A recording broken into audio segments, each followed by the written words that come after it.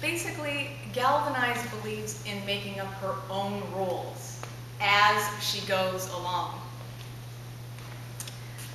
Now, Poliza, on the other hand, gets so loud, and her favorite thing to do is to scare people as much as possible.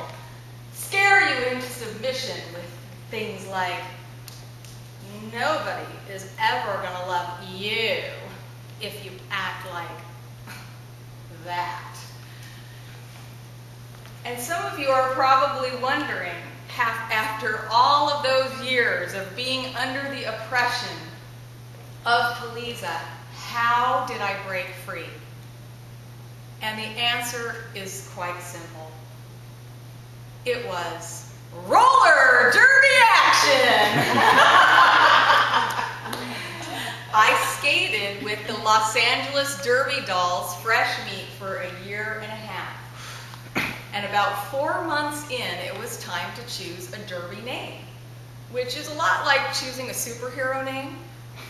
And you know, the superhero tip is, don't call yourself Invisible Girl if you're not.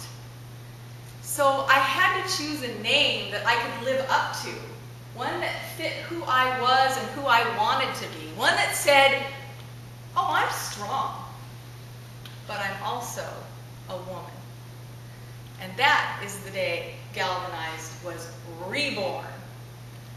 I decided that being galvanized 2 days a week for 2 hours at a time was not enough. I needed to be galvanized full time. But there was one night in particular that really solidified galvanized and what it meant and what propelled me forward and helped me to really embrace the life that I was always meant to live. It was the night that we jumped over the back seat of a Chevy Corvair while on roller skates. The practice leader was yelling out orders like a drill sergeant. Her name, by the way, Mina Threat. Ladies, listen up, she yelled. She told us all to line up against the rail, start skating, pick up speed, jump over the car seat, land on your feet, and keep going. I am not kidding you. My stomach immediately hit the track and rolled down into the infield. I can't do that, I thought to myself. I have never done anything like that in my life. I have never jumped over anything on roller skates. I was petrified. I was terrified. Everything within me wanted to go home. But I couldn't bring myself to do it. I didn't have the courage to leave. So I stayed. And when I saw the 5 gals ahead of me all make it successfully, I started to think to myself, maybe I can do it too. So my turn came.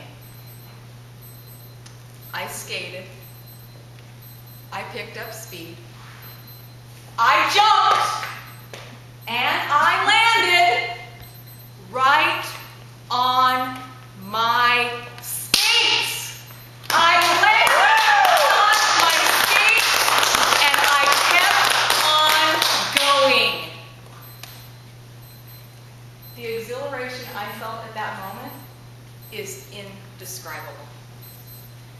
I realized that that voice in my head that said, I can't do that, was lying. I could do it. And I did do it. So I realized that every time my voice says, I can't do that, it might be lying. So I decided to stop lying to myself and start taking action. I decided to embrace all of life as an opportunity to jump over obstacles and embrace exhilaration.